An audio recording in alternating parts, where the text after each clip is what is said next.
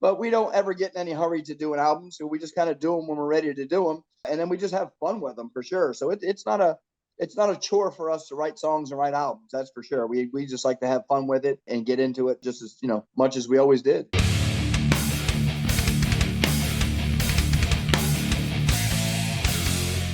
Ghost Cult Magazine welcomes in John and Donald Tardy of Obituary. How are you guys doing? We're doing good, man. Cool, couldn't be more excited, man. We've been sitting on an album for 2 years and it's just about to be out. So we're all fired up. So let's talk about that. At the Dying of Everything. Great name, by the way. The cover is beautiful. I was like, oh. It's dark, but it's dark without being dark. It's just colorfully dark, if that makes sense. You know? Can you spell that? Is that a word? It might not be a word, but I think that's a great description of it because I mean, my God, when we saw the final result, you're right. It's beautiful and evil all at the same time. And we are extremely proud of that artwork that Maurice, the Polish artist, delivered to us. And it's also, it's totally different from any album cover we've done. That's for sure too. So it's a whole fresh new album for us. Yeah. All the way around. As you said, you guys were sitting on this record for like 2 years, so you recorded it in the before times. Yeah, we were writing it for quite some time. Obviously, our plan was when we were on tour with Slayer, our plan was to get to Europe, get home from Europe. We had one American tour that we were going to do and get home and quickly get an album done to get back to Europe. And bam, we got hit with the pandemic, so we all went home. Yeah, so we continued writing. And then did the recording process during the pandemic, and it gave us a lot of time to kind of dissect these songs and just kind of analyze them and put them under the microscope and make them the best that we possibly could. But the thing's been done since 2020. It's hard to believe. Yeah, we've been sitting for 2 years with a product that we've been dying for our fans to get their hands on, and finally we're here. Yeah, we were pretty much bound and determined not to release an album while we're sitting at home with nothing to do. So the plan, it's been tough to do, but the plan's coming together. The singles started coming out during the Omar tour and the announcement of the album. So we got a good, talk about it through that. And now it's going to hit right as we're taking off and heading to Europe for like the first time in 5 or 6 years. So it took some waiting and some patience, but it's all coming together now. Awesome. I noticed when I listened to it, it reminded me, and like, I guess in an emotional level, it just reminded me of Frozen in Time. Like, this is your first record back. That was the first record after your break, and this is the first record back from that, the thing. So I was like, it just kicked in. Like, it felt energetic and excited. It's felt very youthful. Like, you guys felt youthful on this record, and you felt like you guys tried to. You could just do the same Obituary and like keep it status quo, but I felt like there's some things here that I haven't heard on Obituary Records before, and you guys just started Barely Alive. I was like, what the I was like, is he black? It just caught me off guard. I wasn't expecting, I was expecting more cool intros. We've never been kind of that band that do an album every year or every other year per se. And then we've had our times where it's been, I know before Back from the Dead was 5 or 6 years, before Frozen in Time was 5 or 6 years. This one we were taking our time with. The pandemic, made it a couple of years, longer than it was supposed to be per se. But we don't ever get in any hurry to do an album. So we just kind of do them when we're ready to do them. And then we just have fun with them for sure. So it's not a chore for us to write songs and write albums. That's for sure. We just like to have fun with it and get into it just as, much as we always did. Yeah. And I know this is like your third record with Ken writing. Like, what does Ken bring to you guys differently than, I guess, previous guitar players, and what's that writing process like with him? Yeah, well, I mean, it's cool because when we were growing up, Trevor and myself and my brother, we were Venom fans and Hellhammer fans, and Ken was in Orlando, 100 miles away, and he was a Slayer head, and he was thrash metal, and that was his history and his past of music that he was growing up to. So to bring Ken in, it gives that extra little spice that is needed in the ingredients to make it a little different feeling album. And I think it just complements it wonderfully, because Trevor and I obviously write some meat and potatoes and those heavy grooves and the mid-tempo groove songs.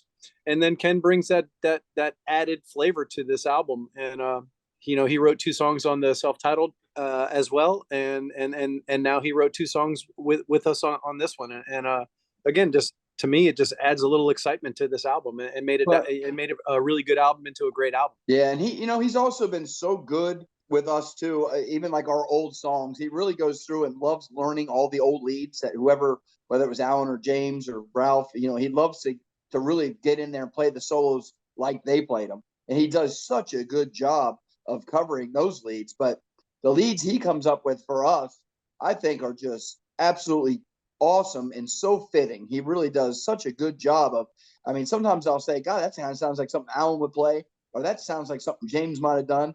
Or, he really does a good job of just morphing into all these sounds. And it's just awesome. And it's fun to have him in the band. Don't compliment him too much, John. He's going to want to raise. Yeah, that's all right. He doesn't know how to read, so he'll never see this. Yeah, and I guess it helps that you're also, you just said you guys are old, like childhood friends. So you guys at least known each other for a long time, even before the band. Because I believe you both were in Andrew WK's band at the same time. Well, I mean, when we took our break, I started Andrew's band with him. Just me. I was the only one that Andrew approached, and I toured with him for 5 years. But yeah, like, I mean, Terry Butler's been our friend for literally since high school. Trevor and Terry's sister were in homeroom in like 9th grade. So you're talking 1987 that we've known Terry. We've known Butler for longer than we've been in a band. Yeah. So we are one big family. Kenny was over in Orlando, so he was a little bit further away. And I know. Okay, I'm sorry. You are 100% correct. Ken and I were in Andrew WK. I was thinking Sorry. You were wondering if JT was, but yes, Ken started out as the guitar tech for Andrew WK, and then he's such a cool dude. He's such a good. He started as a guitar tech for us too. Yeah, and he started. Yeah, exactly. It's funny you say that. But yes, with Andrew, he started as a guitar tech, but Andrew kind of fell in love with his personality, and Ken became Andrew's guitar player. So I had a blast with Ken, and that is when we became good friends, and good friends turned into really, really close friends. And that's when I asked Ken to be a part of Obituary, and we were all willing to wait until his time was right, and he was able and available for us. So yes, sorry for the confusion. Oh, no problem. Besides money, like, passion, love for this stuff, what keeps you guys like making just keep going Obituary? Like, you could have, like, you did stop for a while. You didn't have to come back, Yeah. Was it more like, I just miss playing with you guys? Or it's like, what was the spark that just says, fuck it, we got to keep going? What makes you guys keep doing this 30 plus years later? Yeah. I mean, we were teenagers. I mean, you're going back to 1985, and we were those dudes that were stealing construction materials from construction sites to build our own stage, and built a stage in the back of someone's house to play a pool party. And we were those dudes that were trying to come up and building smoke machines and dry ice machines to make it look like Ozzy Osbourne. And we were just those kids, man. We were so passionate back then, and it just rolled over in our 20s, our 30s, our 40s. And now here we are, and we're still, anyone that talks to us about music and sees us on stage, they can still see the passion and the fun we're having, because it is still having a damn good time performing these, performing songs that our fans want to hear and see us. Is pretty cool. Yeah. And like you said, though, and our fans are a big part of that. We have the greatest fans in the world. And to see some of them nowadays, I mean, we see teenagers and even kids younger than that showing up at our show, and they got Obituary shirts on, and that is awesome to see, and really get you fired up and wanting to continue when you see those young kids coming out and listening to your music. I feel that's what keeps bands going on. It's like, you could have the people that were there from the 80s, 90s, and whatever, and it's like, now they're older, now their kids are into it, and it's like, cool. You may not want to come be in the pit, but your grandson might want to be in the pit, and it just keeps breathing new life into your fan base, which is very important for a lot of bands after you get to a certain point. It's like, all right, I'm just playing for the same, couple hundred people when there's a whole subgroup that's like waiting for it. Yeah. I mean, it's also kind of, the other thing is we've really been kind of thriving and enjoying this position, like the Black Label Society tour that we went on. Zach's got some awesome fans. He's got a great fan base and some great following, fans, but they're all a little bit older. And most of them have seen an Obituary logo, but a lot of them have never been to an Obituary show. And we've just loved that opportunity to get out there and walk out on stage, knowing that these people have no idea what they're about to hear. And we just love that opportunity to win them over and let them hear our songs and feel the groove that we get them. And I mean, just every night, Robin's coming back, our merch girl, and she's like, I mean, there was, 20 people walk up, never seen those guys before, but give me a shirt. So it's an awesome spot. We've been liking it. It's kind of like why we're going to do this Trivium tour, a little bit different fan base, but we think we can win those kids over, and it's fun for us to have that challenge. You guys took the pandemic time. You didn't just sit around and do nothing. You guys put out like 2 solid live stream sets, and that was very like bold. I was like, oh yeah, you guys are very good at social. A lot of death metal bands are horrible at promoting stuff, and you guys. And it's like, my thing is, once you get past a certain age, it's like I tell my partners, like in the music scene, or just people I work with in general, it's like, yo, don't be a dinosaur. You kind of have to keep up. You kind of have to keep up with this stuff. You're in this industry. You kind of have to understand how Zoom works, how to posting. Hey guys, we're doing a show tonight. Boom, tours tonight. Hey, we're here outside. We left guitar picks over here. Find it. If you can go out and buy a new car, it does not have a CD player in them anymore. Just so you know, things got to keep moving. But we had an absolute blast with the live streams. And the funny thing is we spent a ton of money on the first 2, the Slowly Rot and the Cause of Death ones that we did. But then we came home and set up our whole studio and did it ourselves right out of our studio. And that's the one all the fans were like, we want to see you guys in bare feet and drinking beer in your own studio and playing songs is what they love to see. So, they were all fun. We'll do more of them because we have a good time with them. We have it all set up. We can go out there at any given time, fire up our Pro Tools rig, turn on 8 cameras, and go live to the world anytime we want to do that. And it's an awesome technology. It's really fun to do. So now, is there, out of everything, what is this? Probably about 150 songs you guys have? At this point, is there any songs that you guys were like, we're never going to play this song anymore? There's like certain songs that was like, we're done. These songs have had their moment, either for lyrical content or just like, we just don't enjoy the song. We're just going to put it away. Well, the new one's Buried Alive, off the new album's the fastest double bass that Donald's ever done. So now we're telling him, hey, when we get to Europe, we want you to play this song for us. Yeah, what the hell was I thinking? I mean, my God. It was fun. It was fun in the studio recording Buried Alive. But then when we were done with it, I'm like, what in the hell did I just get myself into? So, so now the reality is, that is going to be one that fans are waiting for, and it's going to keep me on my toes. That's for sure. But you know what? I don't know. Our whole catalog, I would be proud to play really any song off any album. It's just so many songs, you're never going to be able to do that. Yeah, but and that was also, when we decided to do the entire Slowly Rot and the entire Cause of Death albums, there were songs on there we've never played before live. I mean, hell, a lot of those things we probably haven't played for 20-something years, or never really, other than just learning them, recording them, and playing them a few times back then. But even a lot of those songs we'd never done before, not live, and hadn't played them for years. So we had to learn a lot of those ourselves before we decided to jump into that thing. What do you guys find the biggest benefit of having the home recording studio? Dude, I can go out there at 10 in the morning. I can go out there at 10 at night. I can go out there and sing one song. I can sing for 2 hours. I can fire it up and just say, you know what? I don't feel like doing anything, and turn it right back off again. You can't beat that. It's so awesome to be able to do that. It's such a relaxing time not to have to worry about booking a studio, booking the time, this and that. So, and it's just the whole, in fact, during the pandemic, we also did that. We replaced our entire Pro Tools rig. All new stuff and all new tools and stuff to play with. And I love the technology part of it. I love working with that stuff. I love the hardware and the doing it. So it gets you more involved. I got to sit there and I can record my brother. I can record Terry. I record Trevor, and it's fun for me.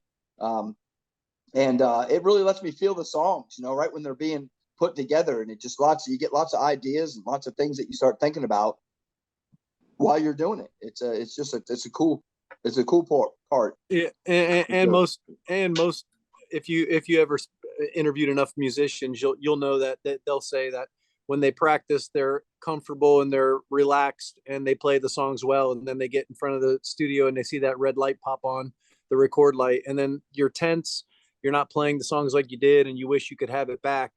And with the home studio, like John said, it could be 10 in the morning or 10 at night, but it's just a relaxing environment. And when you're loose and you're feeling good about yourself and you're, you know, calm and relaxed, that's when you have your best performances. And that's definitely the best part of the home studio for myself. What is the old saying? Like, no songs ever completed or just simply abandoned.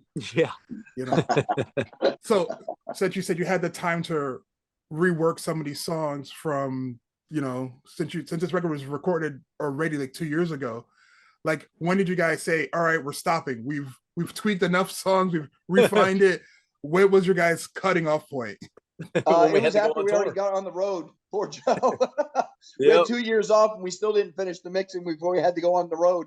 So we finished the last few songs there, you know, as we were actually on tour. We are the king of procrastination if you let us do it, that's for sure. It'll take as long as your deadline is. If it takes us 2 weeks, it'll be done in 2 weeks. If it's a month, it'll take a month. Yep. Yeah. I just need 2 weeks in a day. I'm there. Yeah. So I don't know how much time we have left, but if you guys are up for it, if you want to do a quick track by track rundown, like a little brief like thoughts. Yeah, man. I'm in no hurry, man. Yeah. Go for it. What do you got? Sure. All right. So let's briefly touch back on Buried Alive. Yeah, Buried Alive. Barely alive. Barely alive. Yeah, well, I mean, I was sitting there screaming buried alive the whole time, but everybody knows that's obviously a very big popular Venom song. You know, we've played it for God's sakes, but sometimes with these songs that just kind of, a lot of these lyrics, I swear, they come out of my head like almost the first time I hear, you know, Don and Trevor start kicking into stuff. Shit comes into my head. I think that was one of them. Just buried alive, barely alive. Just started ringing through my head as soon as I heard that. But the key thing is once again some of the fastest kick drums that Don's ever had to do. So just a pounding song right there for sure to start an album off. All right, The Wrong Time. Yeah. What can you say about that? It's a classic. That's the classic meat and potatoes from Obituary. You know, it's like if an alien came down and said, you know, play me an Obituary song, I'd be proud to play The Wrong Time and it represent 30 years of what Obituary has been trying to do. To me, it's one of the most powerful songs on the record. It's coming across extremely well live. Fans seem like they hear it the first time, and by the second time John's singing the second verse, it seems like they already know the song, and that's just what a compliment to know that it's a catchy song that grabs their attention that quickly. This album is very catchy, like Weaponized, like just the verses on Weaponized, like Weaponized the hate later on. But just I found that one, to me, that was like the catchiest. Like, oh, this is like, oh yeah, I remember this, like 1 or 2 songs plays back and I was like, oh yeah, it's like, I just like the melody, the just arrangement of your arrangement on that is just, yeah. There's a lot of strange arrangements, I will tell you. Some crazy things come about, you know, can't explain why per se, but for some reason, just sometimes the way they come together, we're like trying to pick, you know, how many of this do I do? How many of that do I do? And just bringing it all together. It's so fun when you're writing songs, you know, I absolutely love it, you know, putting that stuff together. But just some of these arrangements on some of these songs, even The Wrong Time, you know, it's just no verse, chorus type patterns to a lot of these things. And it's just fun to be able to mix them around. It's also what's great about metal. We can get around, we can do anything we want. You know, we name songs that don't say it in the song title, and we have, you know, songs with no choruses, songs with weird verses. We're allowed to get away with it. It's metal. Songs we can do anything we want. Songs with no singing at all. Songs with no singing at all. Yeah, I wrote Redneck Stomp. And it's a very fun one. Yeah. Without a Conscience is next. Yeah, that I don't know. It wasn't a conscious decision for myself on this record, but you know, I'm not afraid. You know, I guess a lot of musicians would try to hide the idea if they I guess you can use the word, stole ideas from other bands. But on this album, I found myself, I would like to use the word rip off. Say it. Yeah, rip off, but half of them are from my friends, and some of them are dead. So it's really a tribute to them. Without a Conscience is a deliberate rip off to Mouth for War of Pantera. Vinnie Paul was one of my favorite drummers. Pantera was Obituary, one of Obituary's favorite bands for sure. And that middle part, yes. it's Mouth for War, and I knew it the minute we were writing it, and Trevor was going, I said I'm putting a tribute. This is gonna be a tribute to Vinnie Paul, and I blatantly played, and I know Vinny. I've seen Pantera live. I've sat behind Vinny during Pantera shows, so I remember how he played Mouth for War, and I did it, and I proudly put a Pantera riff drum beat on Without a Conscience, and proudly wear that. So that's it's just a killer song. It is, and you catch it right away. You're like, that sounds oddly familiar. Like, why do I know this? It's like that's a bit like, yeah, that was a well done tribute. Yep, I miss you, Vinny. Yeah, shout out to the Abbots.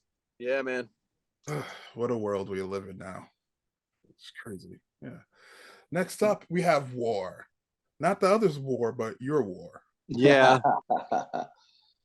Well, I mean, that was JT's idea because, like he said, the last song we were just talking about, I remember when we wrote that song, Trevor and I were just kind of coming up with just the beginning riffs, and immediately I saw John over there writing on his lyric sheet, and he just said, I don't know why, I just keep saying war. Something about, I just keep saying fucking war. It's a groovy ass song. It's basic but killer at the same time with groove.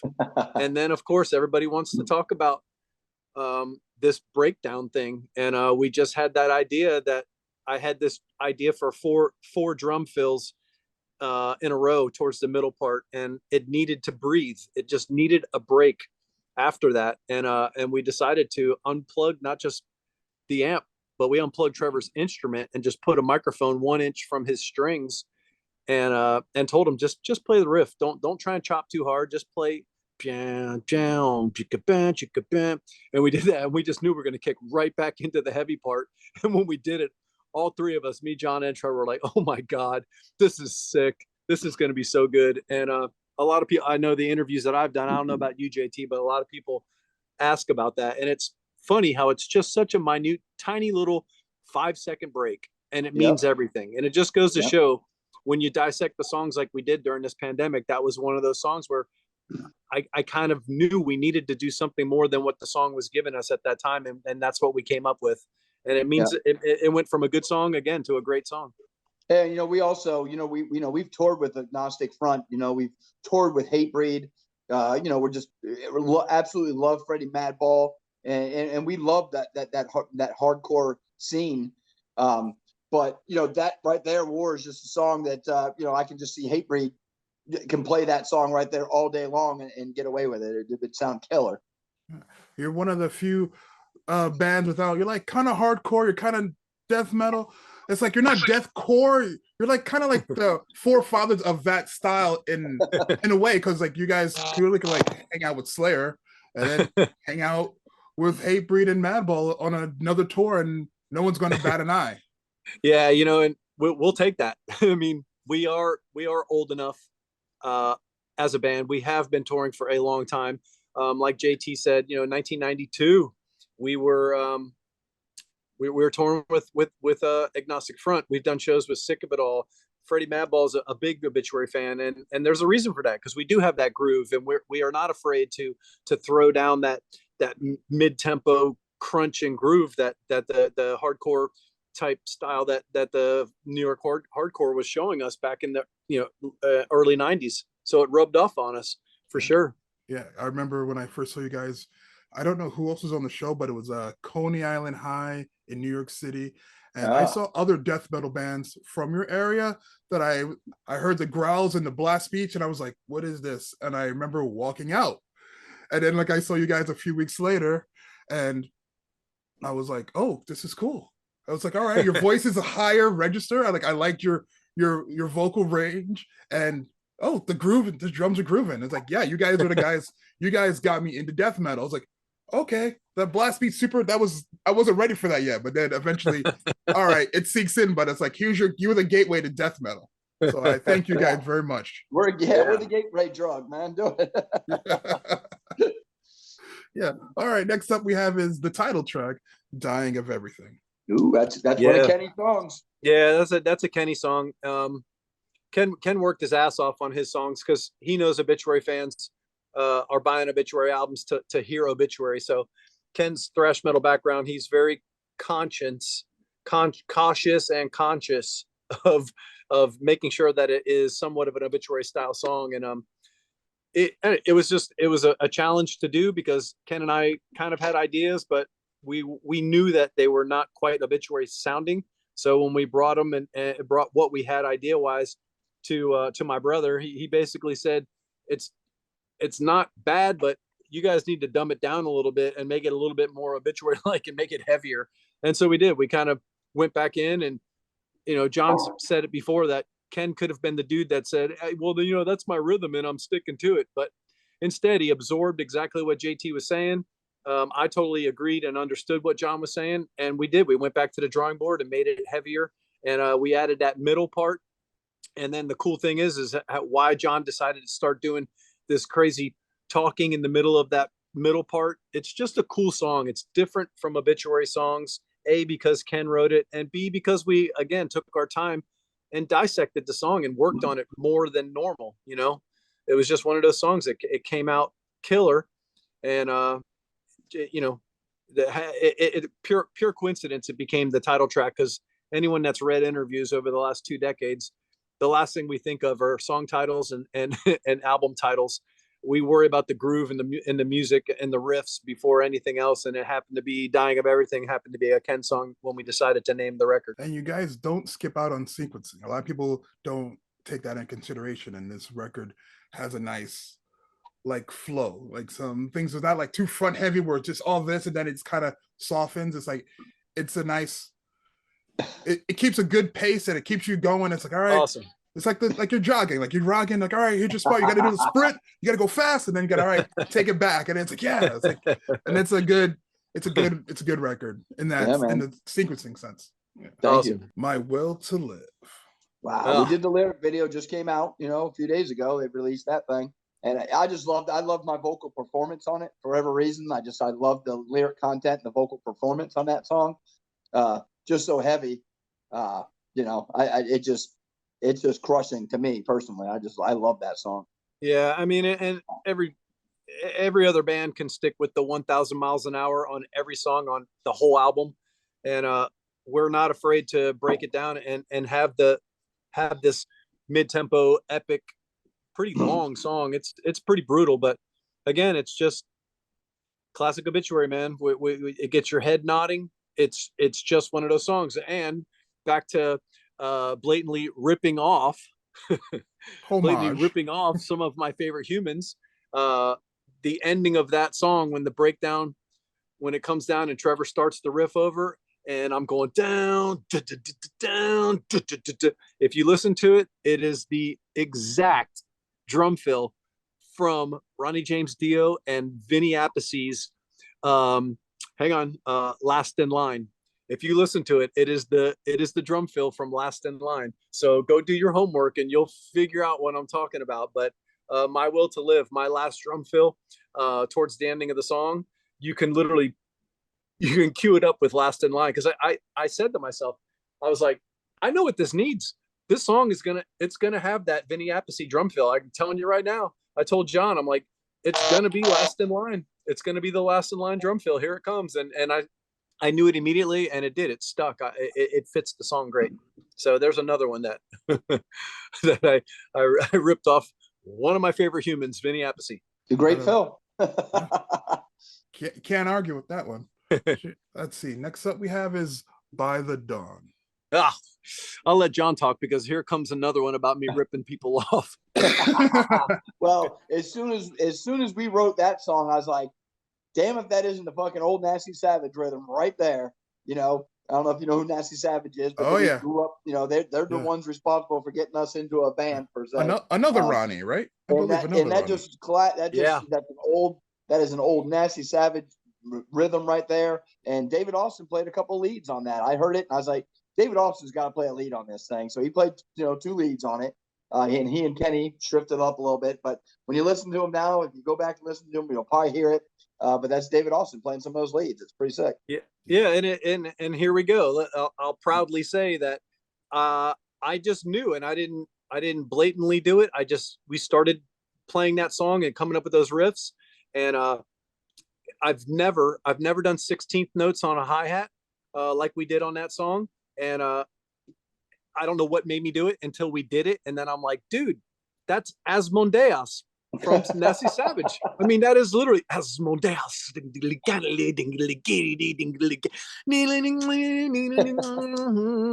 mean, it was exactly that. And then to even top that, here we go again. So in that song, let me think of the part. It is when after the solos, how does it, let me think. Oh no, it's the beginning of the song. Oh no, it's when we go back. So the song starts and we do all this verse chorus stuff and then there's solos. And then we go back towards the beginning of the song, which is down, down, down, down. And I was sitting there going, it's something's coming to me. Uh-oh, I know what it is. And it's Sabotage, She's Unusual. And if you listen to the song Sabotage, She's Unusual, it is the exact drum fill that Dr. Killdrums does on that song. And again, I didn't mean to.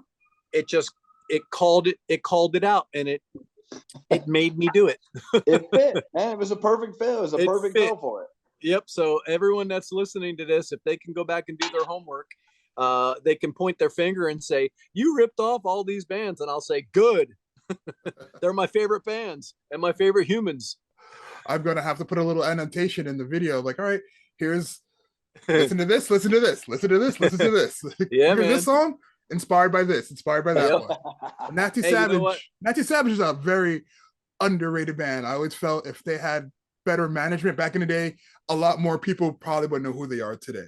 Absolutely. And Sabotage is one of the most amazing bands on the planet. That, you know, that brother singer guitar playing duo is probably the best in my opinion and my brother's opinion. I could speak for both of us because yes, we know AC/DC brothers were the kings of it, and yes, we know that the Pantera brothers were the absolute epitome of 2 brothers shredding. But Sabotage, John Oliva's angel, evil devil voice, and Chris Oliva's shredding solos. He shredded like no other. And he was so young too when he died. It's just such a shame. Yeah, it is a shame, and that's why, you know, when I say that, you know, the Sabotage song came to me and I did that drum fill, and anyone that wants to call me out and call me a copycat, good. I'm proud of that. Yeah, I was fortunate enough to play with John Olva. Was it Pain? I played with Nasty Savage and you guys and all at that Jack Koshik Fest. And when Nasty Savage came up to New York, like during those 05, 06 eras when they were doing stuff, we got to play with them whenever they were up here. They were great guys back then. Oh, that's great, man. You know, and yeah, like, yes, those are the, like, I kind of miss those Jack Koshik Fests, but some parts were fun. I wish like now we don't have those kind of festivals anymore. I mean, I'm happy that, you know, we Jamie bought it. We did the Florida Metal Fest, I don't know, going on 6 or 7 years ago now. But we got to, you know, Obituary went up and we played 2 Sabotage songs, and John Oliva came up and sung with us. And it was the heaviest thing I've ever heard in my life. Yeah, that was a bucket list thing. I gotta go. I know what I'm looking on YouTube next. There you go. Up next is my favorite track on the record, Weaponize the Hate. Ooh, what a great title too. Yeah. I think this is probably the first song we wrote for the record. one of the first for sure. And I don't know, man, just that's that grinding, just a nonstop double bass, straightforward. John's vocal performance is killer on it. And I don't know, it's just it is just one of those songs that had to have happened. Straight double bass with that kind of singing, and then those middle parts with the four on the floor kind of thing, and then the breakdown. But I don't know, just a classic song. What I've noticed, I'll say my little 2 cents on this is, John, your voice has basically stayed damn near the same, but your clarity in your enunciation has was the biggest improvement in what you do. Like, you haven't really changed your flow of much, but you're easier to understand now, and it just makes the world of a difference. And listening to you, because you listen to those old records, you're like, I think I heard what he said, but now it's like, oh yeah, I can understand it and I can understand his gruff, and you can, everything makes sense. Yeah, I totally feel you. It really not by design. I haven't done it on purpose, kind of saying, I really need to do this or that. It's just kind of one of those things. I've just started to do that. I find myself going through those words syllable by syllable more than I ever used to. I used to just kind of ramble along through them and just hold them all differently. But I have been doing that. I can't explain why. I don't know, I didn't do it on purpose per se, but I've just started doing that. Even with some of the older songs, I find myself saying it, clearer, or getting through those syllables cleaner than I did even, on those records. But just natural, whatever, for whatever reason, that's just what it started happening. No singing lessons for you. Just all right, you're able to keep your voice the way it is, and it's respectable. A lot of people, the age, everybody gets older. That's unfortunately, if we're lucky to keep being here after 20, 30 years, we're not the same as we were 20, 30 years ago. And whatever you both are doing, your abilities have not slacked off in any perceivable notice for fans. Yeah, right on. That's a great compliment. And you would hope, I think every time we enter the studio, every time we write a new song, every time we write a new album, we just get better. You get better with age, you get better with your experience, and you can only hope that would be the case, man. Every time we finish an album, I feel like I learned so much, and you think a lot until you do another album, and then you just learn. You learn with your instrument, and you learn with the technology of recording it. So, good words, man. And let's see. Up next we have is Torn Apart. Another Kenny song. That's a love song. Yeah.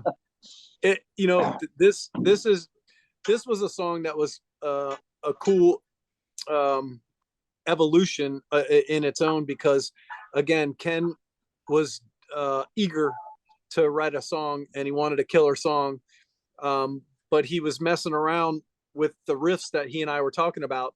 So when he went home, he just pulled up one of his drum programs just to kind of keep the beat, so he could try and write some stuff. And he he had more of a gallop. He had a much more of a boom ba-doom ba-da boom ba-doom ba-da boom ba-doom ba-da boom gallop beat. And we kept listening to it, and we kept playing it, and I could see my brother scratching his head, like not saying anything to Ken, just letting us try and work through it. But he finally, when Ken was not there, we were listening to it, JT's just like, I'm not feeling anything. And I kind of knew he was going to say that, so I didn't hesitate 1 second. I said, JT, what if it's this instead? And instead of boom ba doom ba da boom ba doom ba da, we went right into doom ba ga boom boom ba ga boom, and we changed the drum beat on Ken completely. And then John's like, I can sing all over this now, and it changed it. It changed the dynamic of the song. Ken was a little confused at first, but he totally felt the change, and he felt the magic of what was about to happen. And that turned out to be, and that's one of my favorite songs on the album, because it's just, again, it's that's got the Pantera drum beat to it, more than an Obituary style drum beat. And I'm very proud of that song. Ken and I worked our asses off on that song, and JT had to put it under the microscope and tell us to dumb it down a little bit and make it heavier, and we did. I like the fact that you said it earlier, and you kind of alluded to it again now, that you guys seem to work very egoless. A lot of bands, when you get to a certain age, or even don't matter, dude, a lot of people, a lot of musicians, this is my riff. This is how it is. We don't change this. And you guys seem to be like, this is my riff. We don't like this section. It's like, I will change it. What do you got? You got anything better? Like, all right, let's figure it out. And you guys are not afraid of collaboration. I know a lot of people, maybe that's not their thing. That might not have been the case when you were 25 years old, but after 25 years together of writing songs, you just gotta listen to what others are saying, and you gotta take what they're saying serious, and make adjustments if we're all not feeling the vibe. And that's just being a teammate. I think in sports, I'm guessing teammates in sports would have to do the same thing. If you want to be a great receiver, you got to change things up if your new quarterback or your new coach is telling you to. If not, you're going to get traded. But in music, you just got to go with the flow, man. And the way we do that is John alluded to it before. We just have a good time doing it. We make sure that the most important thing is be loose and have a good time, man. If you're not having fun, what the hell is the point? And that's the way we write the songs. Our best songs is when we're really just having fun. Yeah, you gotta have fun. I was like, I realized this. It just brings back memories of those people that don't last long when they're not willing to, when they're unbudgeable.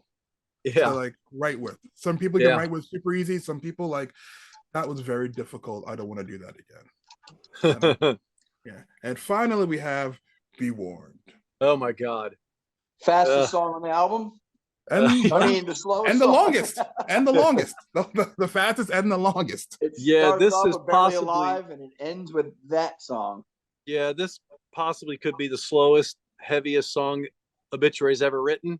I would have to go back at our catalog and research that, but this song is so sludge, so heavy.